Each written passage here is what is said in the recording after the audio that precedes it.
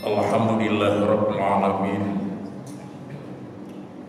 Subhana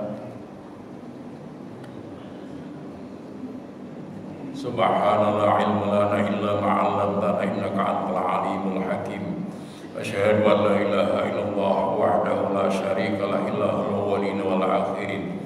Wa asyhadu anna sayyidana wa nabiyyana Muhammadan abduhu wa rasuluhu khatamul anbiya'i wal mursalin wa ala alihi wa ashabihi ajma'in.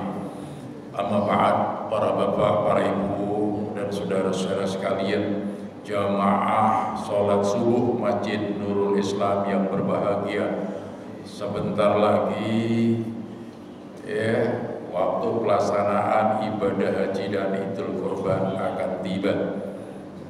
Oleh karena itu pada kesempatan ini saya ingin membahas masalah kitabul hajj wal kurban, bab tentang haji dan kurban. Bapak-bapak, ibu dan saudara-saudara sekalian, perjalanan saya dari Trombodo Asri ke sini tadi saya melihat di bawah tol Pondok Chandra itu sudah banyak sapi-sapi, banyak kali. Kemudian ini yang merah ini juga sudah banyak, semangat sekali. Dan saya lagi lihat tuh di tempat sampai sebelahnya pintu itu,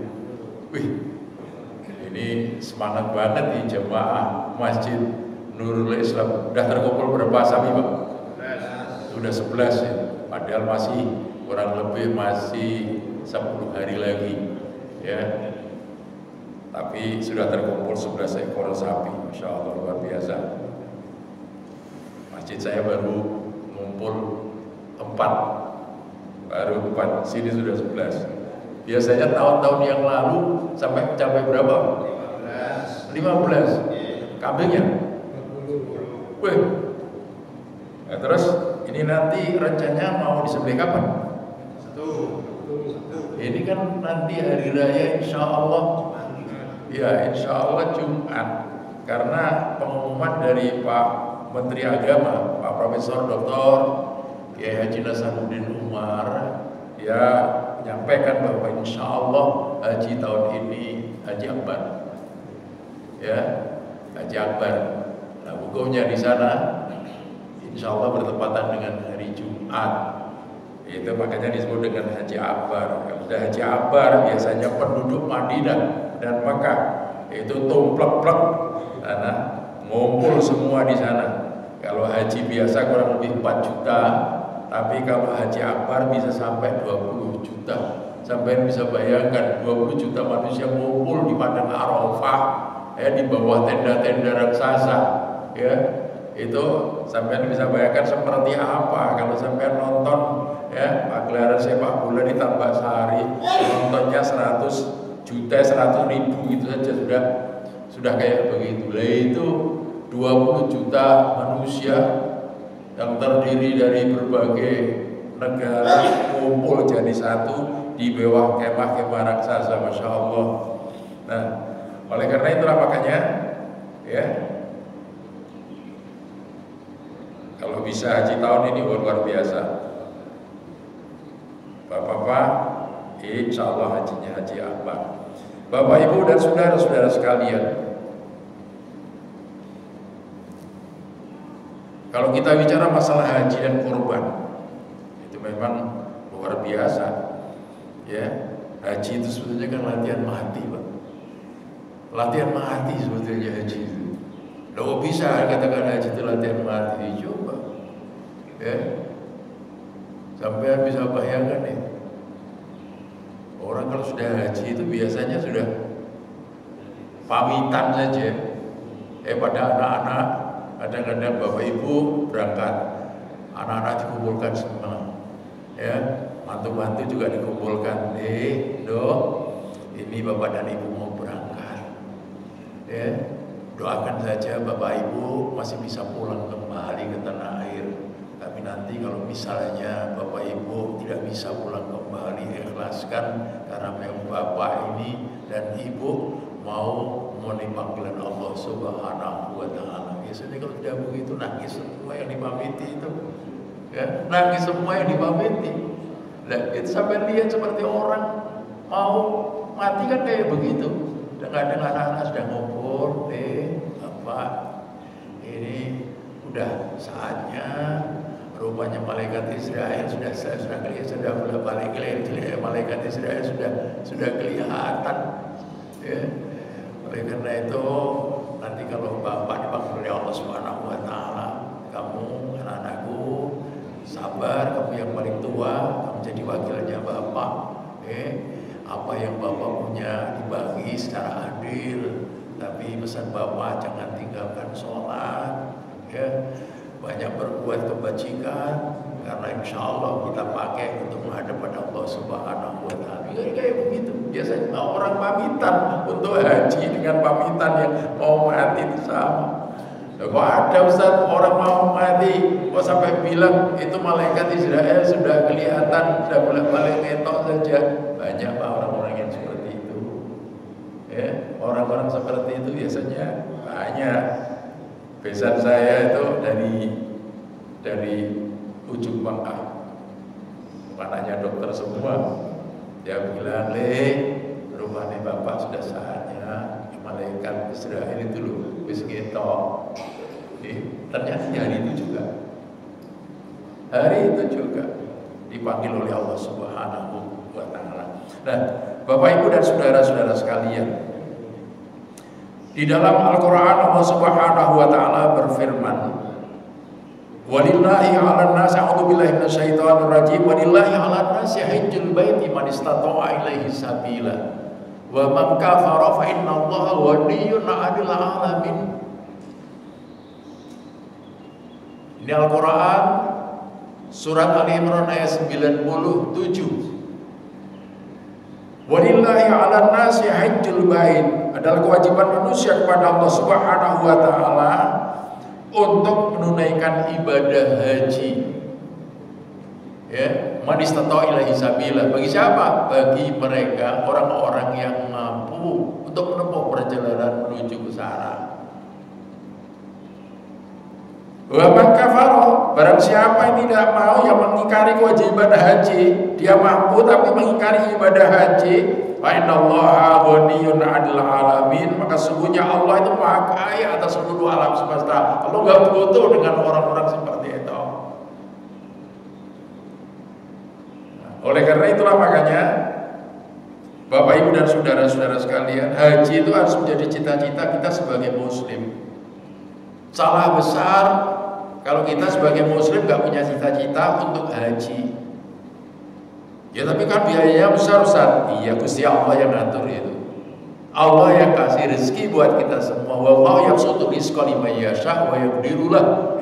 Allah yang memberikan rezeki kepada siapa yang Allah yang melapangkan rezeki kepada siapa yang dikehendakinya.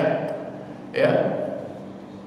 Dan menyempitkannya sekaligus menyempitkan. Jadi Allah yang melapangkan rezeki bagi hamba-hambanya sekaligus membatasinya bagi siapa saja yang dikehendaki oleh Allah Subhanahu wa taala. Allah yang melapangkan rezeki, ya, sekaligus membatasinya kepada siapa saja yang dikehendaki oleh Allah Subhanahu wa taala. Allah itu kalau mentakdirkan seorang itu bisa haji itu memang ya bermacam-macam. Macam-macam, unik sekali. Panggilan haji itu unik sekali. Oleh karena itulah maka kalau sudah ditakdirkan oleh Allah untuk haji itu ada saja untuk bisa ke sana itu. Jadi barang siapa yang kufur, mengingkari kewajiban ibadah haji sementara dia mampu, ya, dananya ada, fisiknya ada, kesempatan ada, tapi dia tidak segera melaksanakan ibadah haji, maka itu kalau kedahuluan meninggal risikonya berat. Risikonya apa? Man mata falam yahujja falyamut insya'a yahudiyan wa insya'a nasraniyan. Barang siapa yang mati dia dalam keadaan mampu tapi belum juga melaksanakan ibadah haji, falyamut insya Yahudiyan wa insya Nasraniyan, maka adalah dia mati sebagaimana matinya orang-orang Yahudi atau matinya orang-orang Nasrani. Itu mati bukan dalam keadaan Islam. Makanya hati-hati. Kalau memang ada rezeki, segera saja ke sana. Jangan ditunda-tunda ya. Banyak orang menyesal kadang-kadang waktu punya jabatan yang lumayan tinggi, kemudian punya rezeki, ya, dia tidak segera berangkat, ternyata begitu sudah pensiun dia baru daftar. Begitu baru daftar ternyata antriannya 40 tahun. Sampai saya tanya, nah terus sampai dapat giliran berapa, tahun berapa Pak?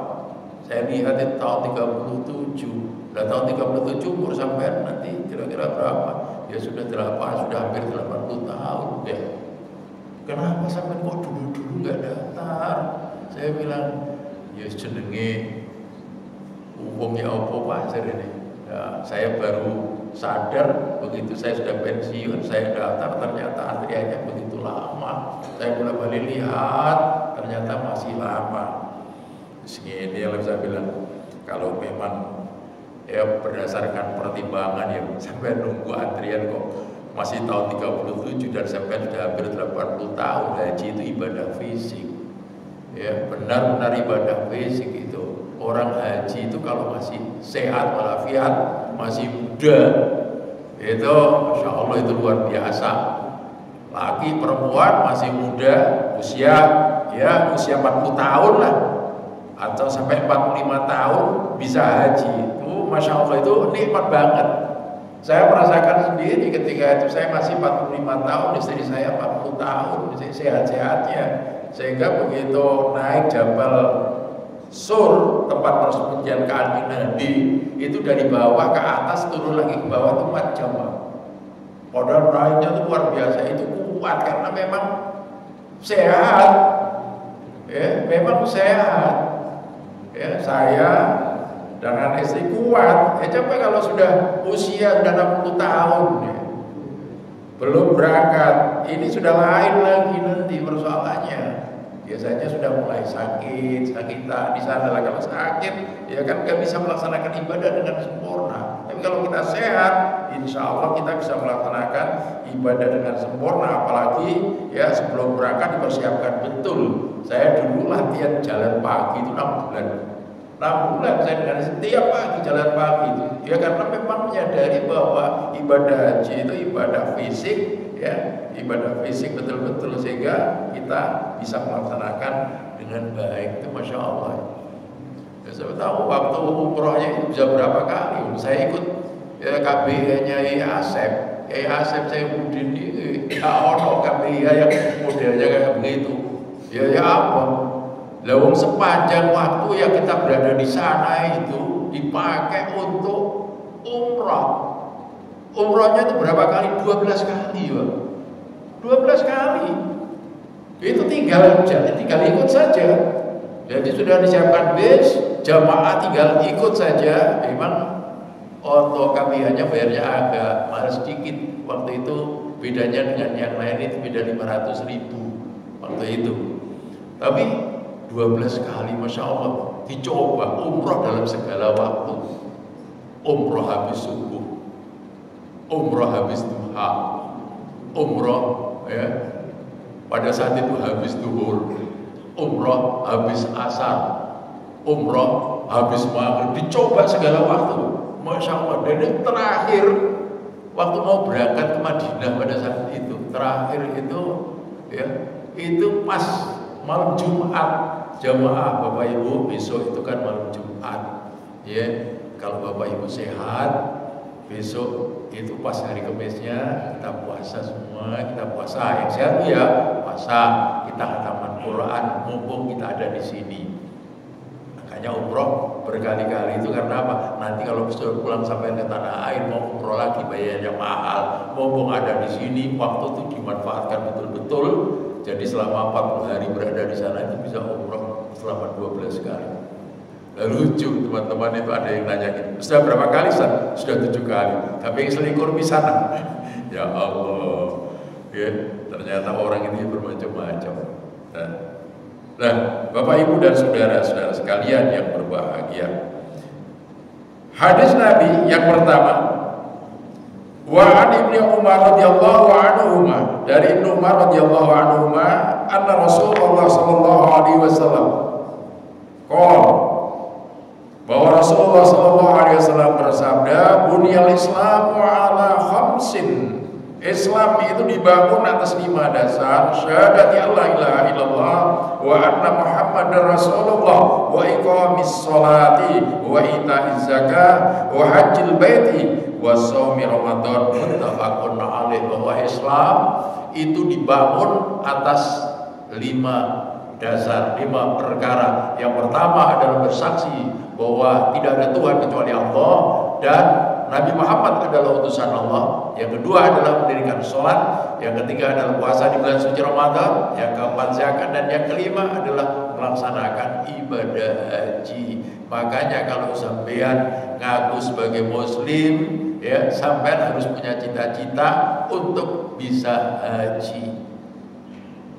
Pak Kiai Haji Imron Hamzah, ya, itu sahabatnya Pak Haji Wahid, sepanjang waktu ceramahnya beliau, salah besar kalau sampai di wong Islam sampai nggak punya cita-cita untuk haji. Haji itu loh untuk menunjukkan kesempurnaan daripada ajaran Islam yang kita anut, untuk menyempurnakan keislaman kita.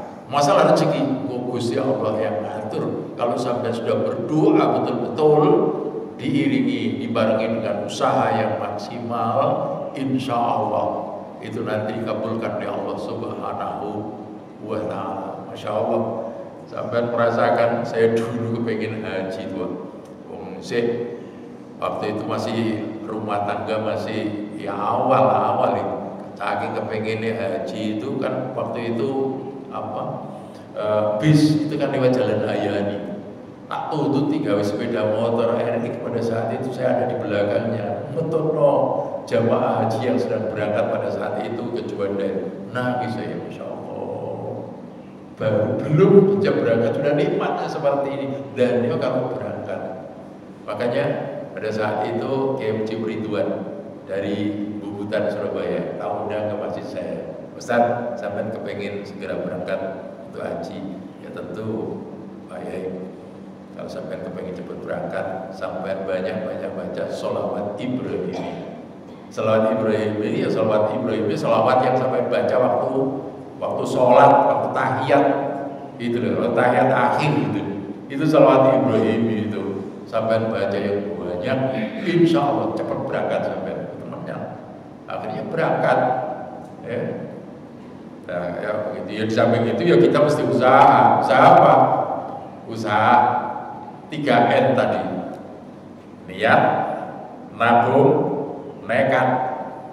Ya, niat, nabung, nekat. Jadi niatnya sudah ada. N yang kedua, nabung. Jadi ada rezeki, udah taruh aja. Waktu itu saya taruh di BRI. Nah, anak-anak itu ada di Gontor, dua orang ada di Gontor. Nanti kalau memang ada rezeki, saya taruh di situ. Nanti kalau butuh ya saya ambil. Doa saya itu cuma, ya Allah, panggilan hamba dan istri untuk haji.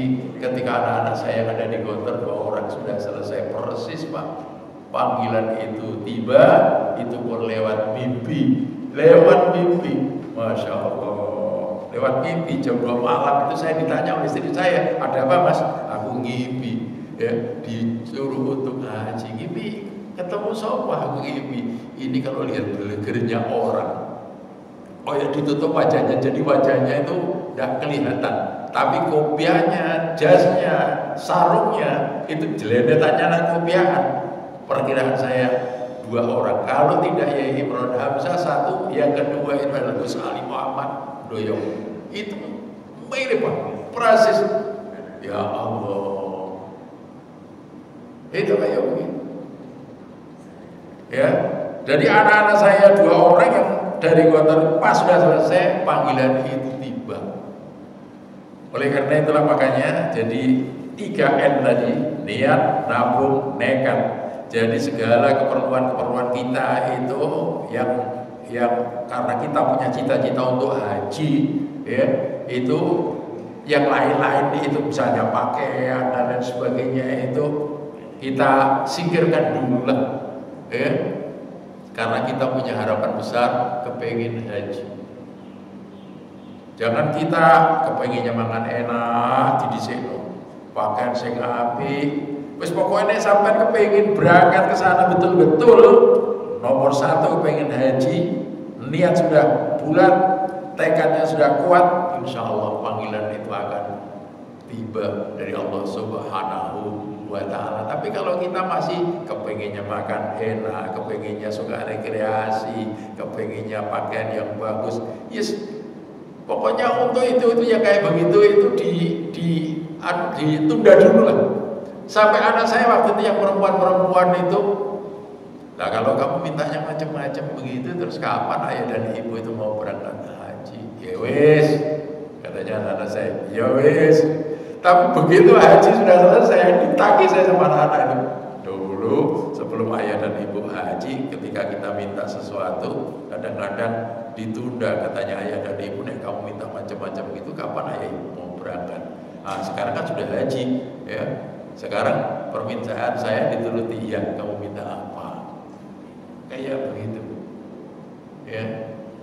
Dan Bapak Ibu dan saudara-saudara sekalian yang berbahagia, itu masalah haji, ya.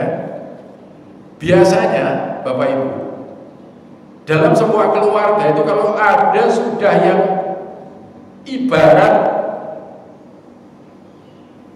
damnya air, itu kalau sudah lubang sedikit, nanti untuk bobol seluruhnya itu mudah. Lah orang itu begitu, satu keluarga itu kalau ada satu saja sudah haji. Biasanya untuk keluarga yang lain ini gampang, keluarga yang lain akan katut. Kalau nggak percaya sama buktikan. Kalau ada dalam sebuah keluarga satu saja sudah haji, apa mbahnya sudah haji, ya kakeknya sudah haji, neneknya sudah haji, biasanya berikutnya nanti gilirannya anak-anaknya, saudara-saudaranya ini akan katut. Kenapa begitu? Doa di sana kan banyak tempat-tempat mustajabah. Biasanya orang haji itu mesti dititipi doa buat keluarganya. Nah kalau anak dan anak-anaknya, nah itu kan otomatis anak-anaknya mesti doa pertama untuk anak-anaknya, baru untuk saudara-saudaranya yang lain, untuk ibunya, untuk bapaknya, untuk saudara-saudaranya yang lain. Nah, doa di sana banyak tempat-tempat mustajabah. Ada Hajar Aswad, ada Rukun Yamani, ada di belakang makam Ibrahim, ada di Hijr Ismail, ada di Rukun Yamani, sekitar Ka'bah itu saja sudah luar biasa. Ada sebelahnya sumur Zamzam, ada di atas bukit Sofa, di atas bukit Marwah, belum di Padang Arafah, belum di Raudhah. Masya Allah, itu tempat-tempat mustajabah kayak begitu, sehingga tidak heran kalau sudah ada keluarga yang berangkat, biasanya nanti yang lain itu akan menyusul anak-anaknya, kadang-kadang orang tuanya, kadang-kadang saudara-saudaranya akan nutut. Oleh karena itulah makanya nek ana wong berangkat, ya, sampai nggak usah minta macam-macam. Saya mau berangkat, sampai titip apa? Bapak, saya titip salam saja kepada Rasulullah. Nanti kalau sampai berada di Raudhah, tolong sampaikan salam saya kepada baginda Rasulullah. Ya, titip salam saja kepada Rasulullah.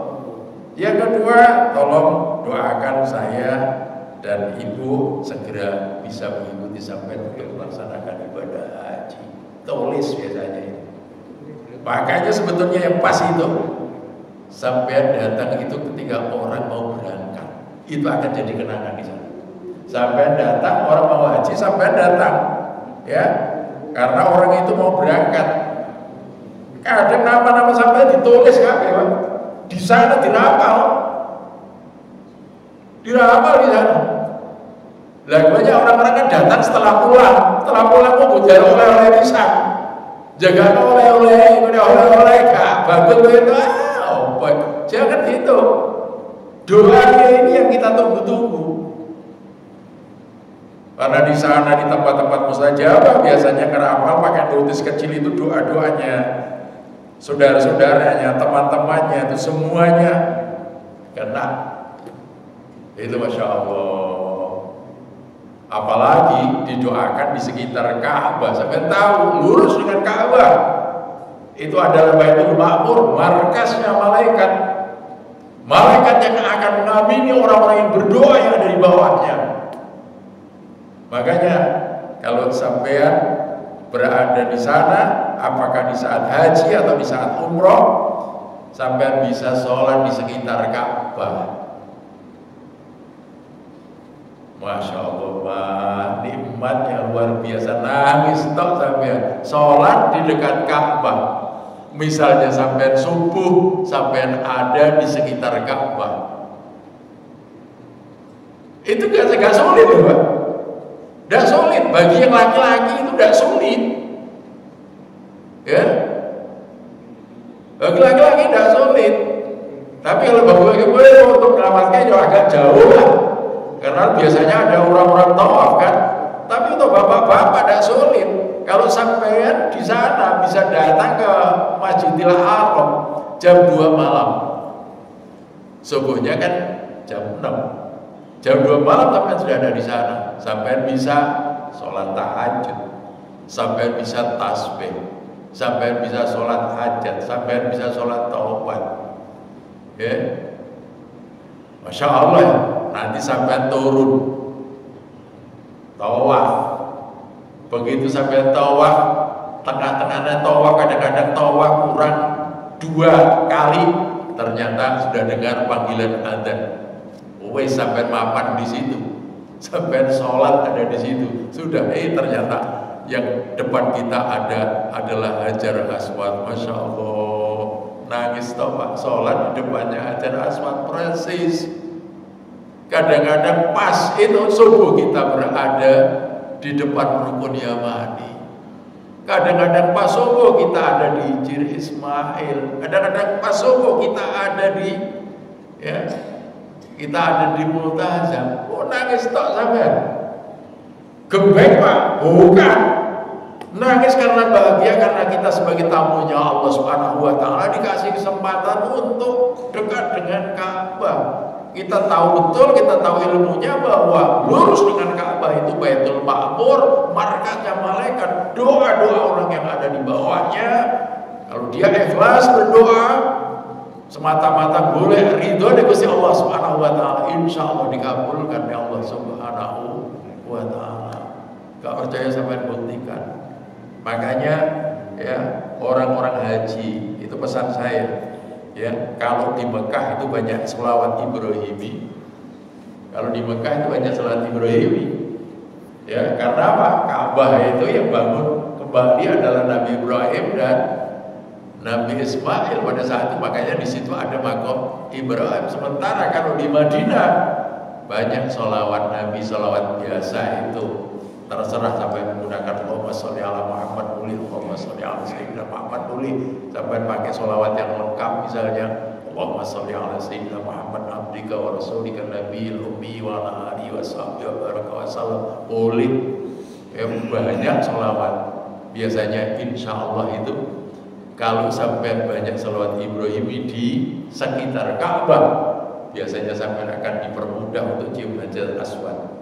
Tapi kalau sampai banyak sholawat biasa di Masjid Nabawi, insya Allah sampai akan dimudahkan untuk masuk ke Raudhah.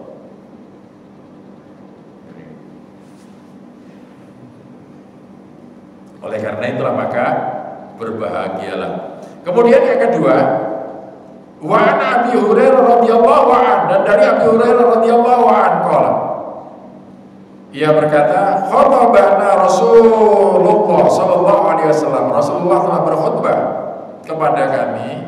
Faqala, maka kata beliau, ya ayuhan nas, wahai sekalian manusia, innallaha qad farada 'alaikumul hajj. Sungguhnya Allah wajibkan atas kamu sekalian untuk berhaji. Fahujju, maka berhajilah. Fahujju, maka berhajilah. Faqala rajulun, aku amin ya Rasulullah. Ada seorang sahabat bertanya kepada Rasul, apakah tiap tahun wahai Rasul?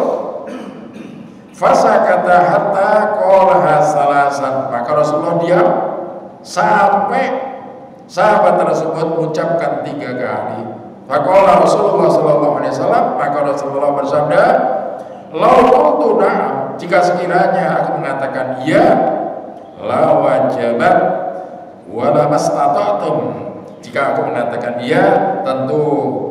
jadi wajib buat kalian sehingga kamu tidak akan mampu kalau tiap tahun. Ya, wajibnya 1 kali seumur hidup. Kalau berikutnya itu sunnah kalau memang ada rezeki. Ya kita disunnahkan untuk haji lagi kalau memang ada rezeki. Tapi itu kan sunnah. Ya, makanya jangan heran kalau ada bukan KBIA. Kalau KBIA ya KBIA menyambut gawe.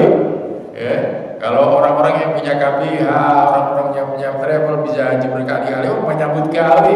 Tapi kalau orang biasa bukan punya KBIA tapi dia bisa berhaji berkali-kali, ya itu memang satu anugerah dari Allah Subhanahu wa Ta'ala. Itu saya dulu itu sering kali khutbah di Masjid Tapaan Al-Kausar Pasuruan. Itu ada masjid besar pinggir jalan itu. 7 tahun saya khutbah di sana itu. Itu banyak khotib-khotib dari Surabaya. Itu orangnya memang pengusaha besar. Orangnya kontraktornya semen di Tuban. Pada saat itu dia punya pabrik. Saya tanya, sudah berapa kali Pak Haji? Tanya itu berat ngomongnya. Berapa kali Pak? Ya alhamdulillah Pak Asrofi sudah 17 kali. Loh, tiap tahun berangkat? Alhamdulillah tiap tahun bisa berangkat. Waktu itu saya di sana sudah 17 kali. Sekarang beliaunya sudah meninggal, tapi orangnya dermawannya itu luar biasa. Luar biasa. Masjid itu masjid pribadi Pak. Belum ada masjid bagus-bagus. Jawa Timur itu sudah paling bagus pada saat itu. Kalau sekarang kan banyak sekali ya masjid-masjid yang bagus. Pada saat itu masjid itu udah terbagus Jawa Timur. Belum ada masjid akbar. Nah, itu masjid itu punya bulan 3. Cat hijau. Saya nyopir itu angkatan darat. Sehingga saya sering dijemput oleh Pak Slamet namanya yang angkatan darat. Saya sempat pada saat itu khutbah hari raya di lapangan Jalan Syukur Habibie Pasuruan. Pada saat itu bersamaan dengan Pak Profesor Nuh, Pak Nuh khutbahnya di stadion. Tapi kita dijemput, tempatnya sama, tidurnya sama. Rumahnya yang mewah depan masjid. Untuk siapa? Untuk anak yatim. Jadi bukan untuk anaknya. Saya tanya, Pak Haji, ini rumah Pak Haji gak tinggal di sini? Tidak usah. Dan terus kan, ya itu ditinggali oleh anak-anak yatim, Masya Allah. Itu kalau hari Jumat saya tahu. Kalau hari Jumat, saya kan biasanya datang jam 10 saya sudah datang, jemput sudah jam 10 sudah datang. Itu tukang-tukang rumput yang makan di situ itu ada sampai kadang-kadang 50 orang. Jadi rumput juga jajar-jajar ada 50 orang makan. Nanti kalau pulang Jumatan, sebagian jamaah yang mau makan sudah disiapkan makan. Insya Allah. Sampai saya tanya, Pak Haji, rahasianya apa sampai sukses seperti ini? Saya dulu Pak Asrofi sebelum waktu kerja pertama kali, semua pendapatan saya serahkan pada ibu untuk menyenangkan hatinya. Sudah terserah mau dipakai apa saja oleh ibu, monggo saya serahkan sama ibu. Ya, itu satu. Yang kedua apa? Biasa sedekah sebelum matahari terbit dan sesudah matahari terbit. Nah, ternyata pada ujian waktu haji yang ke-17, ibunya diajak haji kan pada saat itu kepengen digendong naik Jabal Nur, tempatnya kan di Nabi menerima wahyu. Bu ya ibu minta yang lain saja. Berangkat sendirian ke Jabal Nur itu sudah berat, kok ibu minta digendong? Enggak, aku jangan lupa gendong. Ya digendong teman apa? Digendong naik Jabal Nur. Saya pada saat itu bawa air zam-zam itu 3 botol. Tapi di tengah perjalanan diminta orang yang 2 orang, diminta 2 orang. Itu tak kasih 1 botol, tinggal 1 botol untuk saya dan ibu. Begitu sudah tak bawa ke Jabal Nur, saya pulang 1 minggu, kemudian ibu saya meninggal. Nah itu ibu saya makamkan di dekatnya imaman masjid Tapaan Al-Kausar Pasuruan. Insya Allah digendong ibu ini coba. Ya karena baktinya kepada ibu itu luar biasa. Nah, Bapak Ibu dan saudara-saudara sekalian yang berbahagia,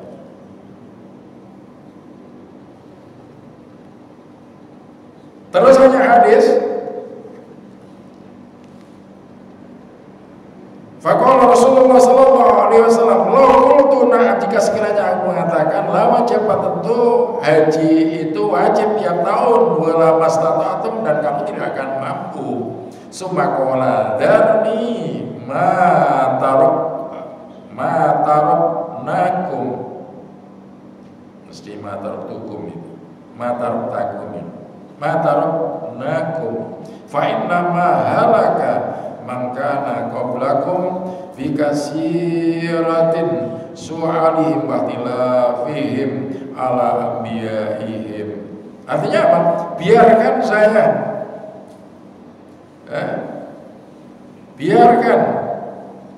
biarkan apa yang saya sampaikan kepadamu, karena sungguhnya celakanya orang-orang sebelum kamu adalah karena mereka banyak tanya dan berselisih terhadap nabi-nabi mereka.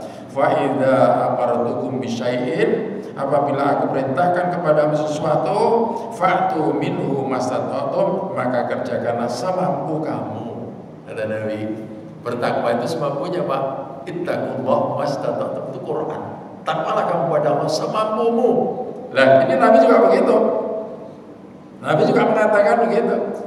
Fa idza amartukum bisyai'in fa'tu minhu mastata'tum, maka apabila aku perintahkan kepadamu sesuatu, maka laksanakanlah semampumu. Wa idza nahaitukum an syai'in fad'uhu, rawahu Muslim. Apabila aku larang sesuatu kepadamu, maka tinggalkanlah. Insyaallah, Bapak Ibu dan saudara-saudara sekalian yang berbahagia,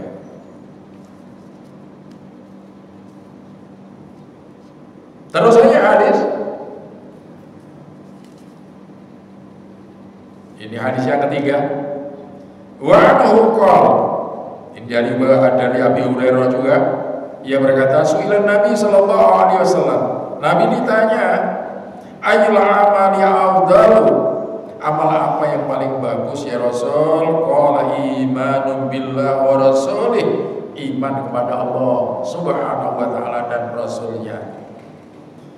Kila summa mada, Nabi ditanya lagi, kemudian apa? Qala al-jihadu fi sabilillah, jihad fi sabilillah, berjuang di jalan Allah subhanahu wa ta'ala. Kila summa qol, summa mada, dan ditanya lagi, kemudian apa ya Rasul? Qala hajjul mabrur, haji yang mabrur. Ya, haji yang mabrur, laisa lahu jazaa'un illa jannah, haji yang mabrur tidak ada balasan yang lain kecuali surga. Oleh karena itu, maka amal yang paling utama, pertama iman pada Allah, yang kedua jihad fisabilillah, yang ketiga adalah haji yang mabrur. Muttafaqun alaih. Nah, kadang-kadang kan kita seringkali mendengar mabrur. Keterangannya di sini.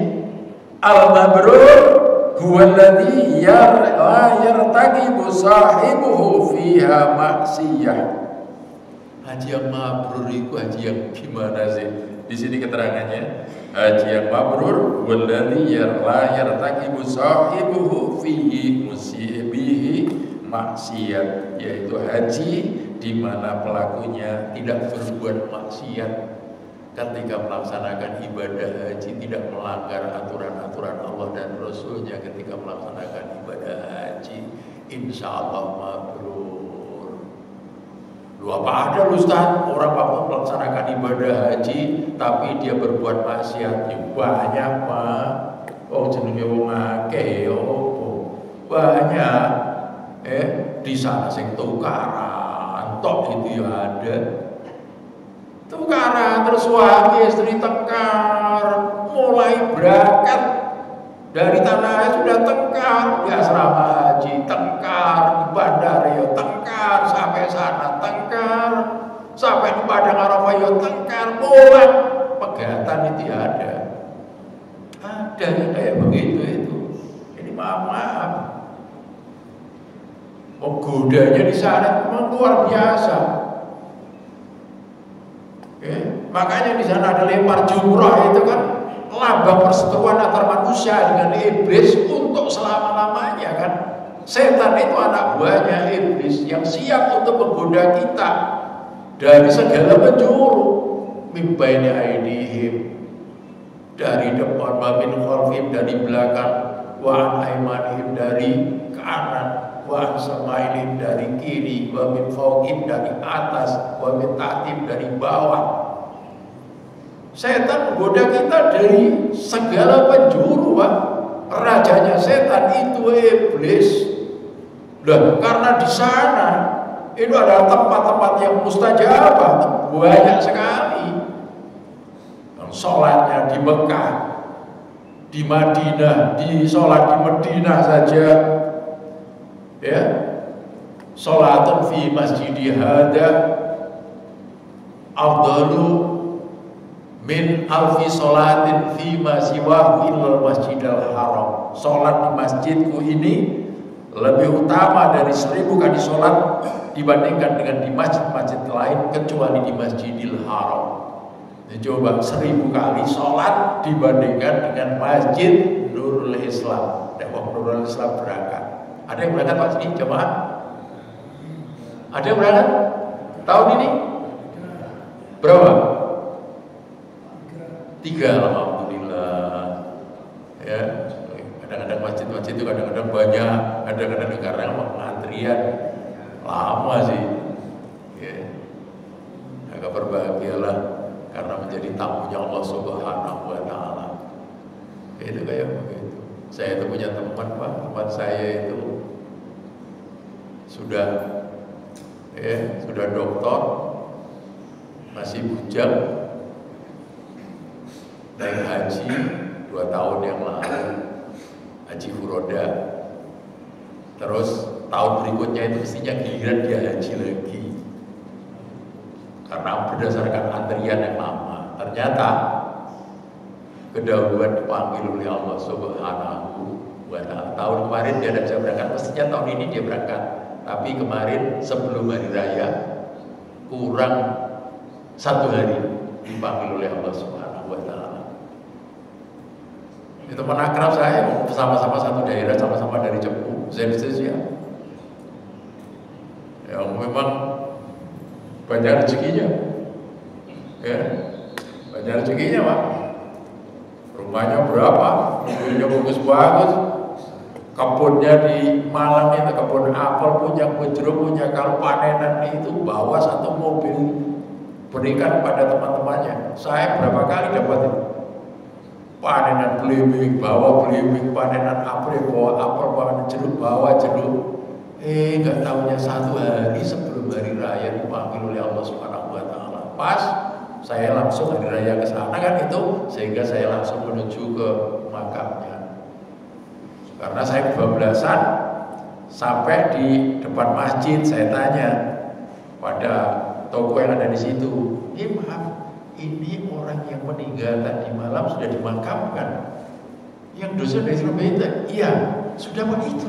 Makamnya itu pas sebelahnya pintu gerbang makam itu ada makam, ada kembar mayang itu, yaitu makamnya. Langsung saya doa di situ. Kemarin baru 40 harinya itu, saya dikirimi berkat itu 40 harinya. Saya dikirimi berkat saya dengan menantu, masya Allah. Jadi dia baru saja haji furoda, tahun berikutnya mestinya dia bilang tahun ini Pak saya berangkat lagi. Ini yang antrian lama. Ternyata nggak boleh karena sudah dia nunggu mestinya tahun ini. Ternyata sudah dipanggil dulu oleh Allah Subhanahu wa Ta'ala. Mudah-mudahan hajinya haji mabrur, ya, yang husnul khotimah. Cuma gitu aja, insyaallah. Sementara di tempat saya suami istri, ya, ngantri sudah lama, waktunya giliran berangkat, suaminya sudah kedahuluan dipanggil oleh Allah Subhanahu wa Ta'ala, sehingga istrinya berangkat sendiri. Istrinya berangkat sendiri. Itu banyak kejadian yang seperti itu. Ya, nunggu lama, ternyata gilirannya berangkat, kadang-kadang istrinya meninggal duluan, akhirnya dia berangkat sendiri. Kadang-kadang suaminya meninggal duluan, dia berangkat sendiri. Oh, haji itu kan latihan mati, Pak. Makanya kita pakai pakaian ihram. putih-putih yang tidak berjahit. Kadang-kadang kan orang bertanya, kenapa Ustaz pakainya bagus-bagus dari rumah, udah pakai jas, udah pakai bagus-bagus dari rumah, kok diganti dengan pakaian ihram putih-putih tidak berjahit? Itu supaya sampai tahu, sadar bahwa besok di saat sampai mengakhiri hidup sampai akan dibungkus dengan kain yang seperti itu. Sudah sadarkah sampai apabila sewaktu-waktu dipanggil oleh Allah Subhanahu wa Ta'ala? Kan itu intinya. Akhirnya apa? Kita ingat betul sehingga kain ihram dicuci bersih. Ya, kadang-kadang bisa dicuci dengan air zam-zam itu. Ngomong Indonesia, bukan air zam-zam gampang didapat. Saya pulang setiap kali ke Masjidil Haram saya dapat zam-zam. Udah, ini pakaian nanti akan saya pakai untuk kain kafan saya atau istri saya ketika saya meninggal. Ini sudah saya cuci dengan air zam-zam. Kelewatan sampai ini. Air zam-zam biasanya dipakai minum, pakai untuk cuci pakaian ihram. Tapi biasanya kan saya karena sering kali mandikan jenazah, mengkafani jenazah, sehingga biasanya orang-orang di tempat saya kalau sudah pernah haji atau umroh biasanya minta, Ustaz ada kain ihramnya dibungkus dengan kain ihram, ya mau aja. Dan insyaallah itu memang pengiling bahwa kita itu nanti akan mati. Kalau sudah mati kita akan dibungkus dengan kain yang seperti itu, insyaallah itu. Insyaallah kita akan bisa tersenyum berhadapan dengan Allah Subhanahu wa Ta'ala. Nah, cuma sekarang yang jadi masalah, Ustaz, terus bagaimana dengan orang yang memang tidak punya kemampuan, sudah berusaha tapi dia tidak mampu? Buat sampai yang memang benar-benar tidak mampu, Allah sangat maklum, Allah memaafkan. Dan ada solusinya. Islam itu agama yang luar biasa. Orang yang tidak mampu pun ada solusinya. Apa solusinya? Satu solusinya sampai bisa sholat Isra. Sholat Isra itu dasarnya kuat. Apa? Man sholal fajri rakaatain fi jama'atin. Barang siapa yang sholat fajar, sholat subuh 2 rakaat dengan berjamaah, summa qa'ada, kemudian duduk, wa yadhkurullah, dan zikir pada Allah hatta samsu, sampai matahari terbit, sampai waktu Isra, summa sholat rakaatain, kemudian sholat 2 rakaat, karena tahu keajri hajatin wa umratin. Di hadis yang lain ditemukan hajatin wa umratin tamatin.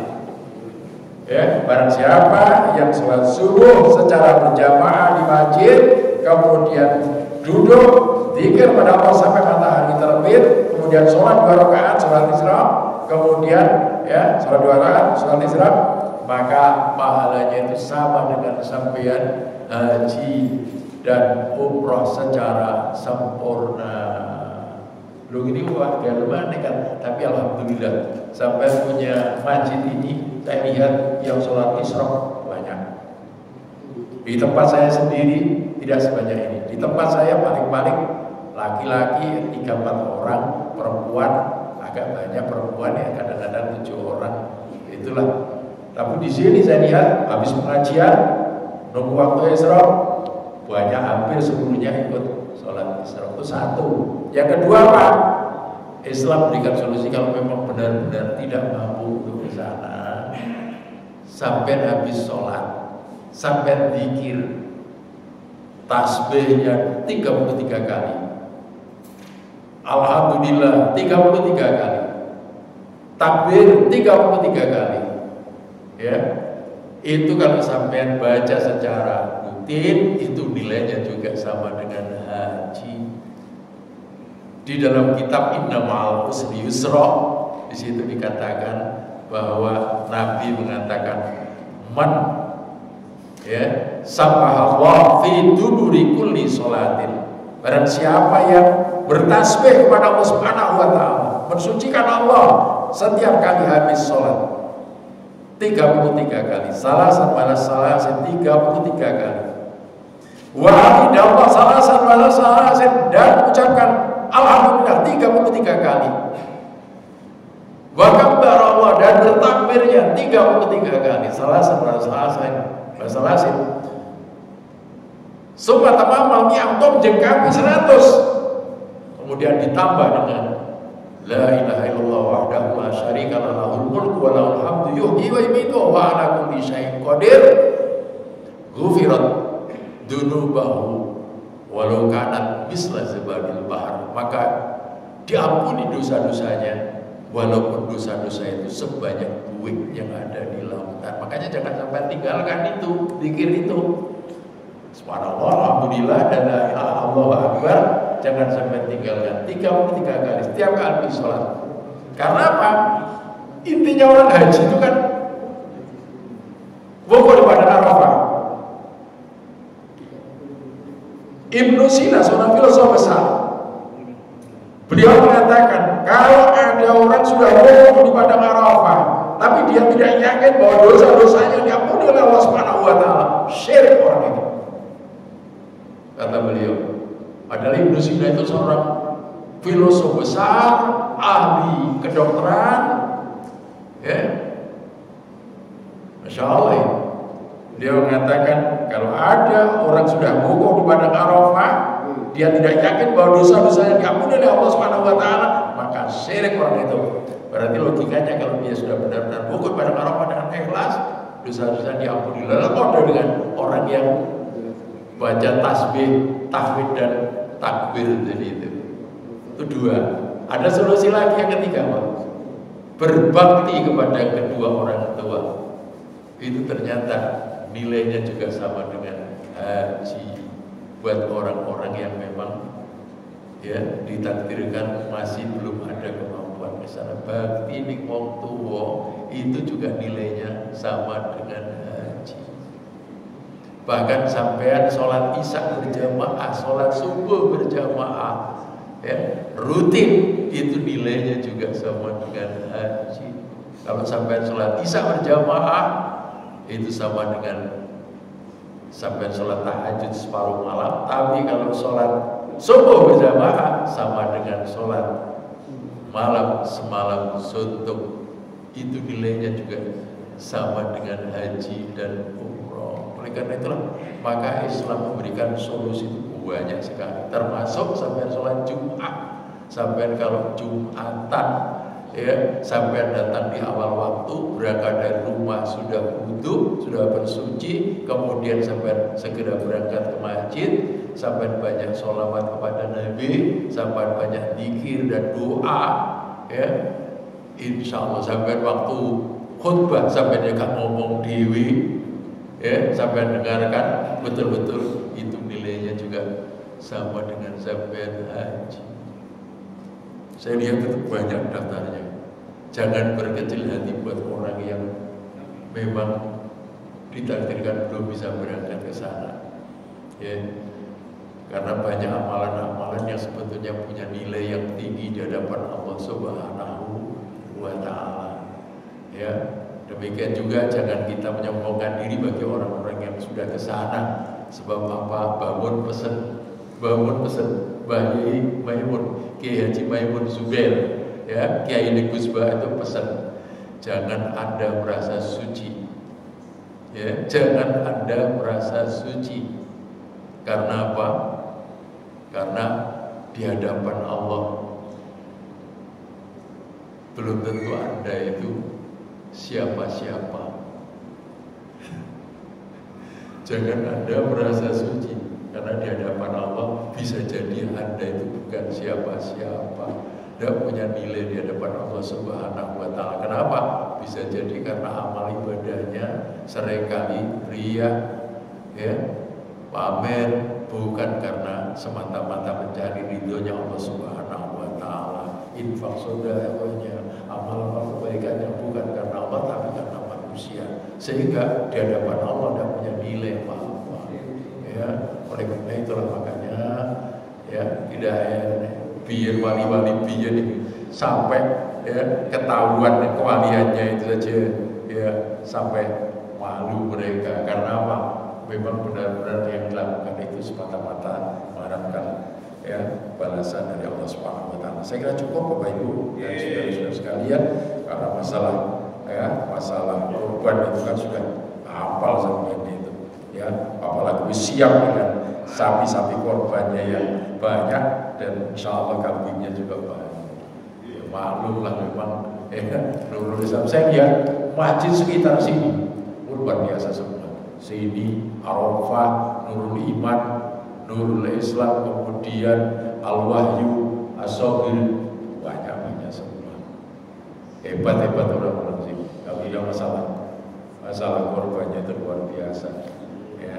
Ya mudah-mudahan saja bisa ya merembet pada tempat-tempat yang lain. Dan mudah-mudahan di tahun ini kita bisa korban, ya bukan korban perasaan, tapi benar-benar kita bisa korban, ya karena apa? Karena korban maupun haji itu adalah ujian dari Allah Subhanahu wa taala terhadap orang-orang yang dikasih rezeki, ya apakah dia diperintahkan oleh Allah untuk korban maupun untuk haji itu dia mau apa tidak. Makanya dikatakan la yanallahu luhumha wa la dima'uha walakin yanaluhu taqwa minkum. Ya, jadi daging dan darahnya korban itu sekali-kali tidak akan sampai kepada Allah Subhanahu wa taala, tapi walakin yanaluhu taqwa minkum, tapi yang sampai kepada Allah itu adalah ketakwaan kamu sekalian. Diperintahkan oleh Allah korban, sampai korban itu yang sampai kepada Allah, bukan darahnya, bukan dagingnya yang nyampe. Ya, dagingnya itu nanti sampai di hadapan manusia, dimakan oleh manusia. Yang nyampe pada Allah itu ketakwaan kita kepada Allah Subhanahu wa taala. Assalamualaikum warahmatullahi wabarakatuh.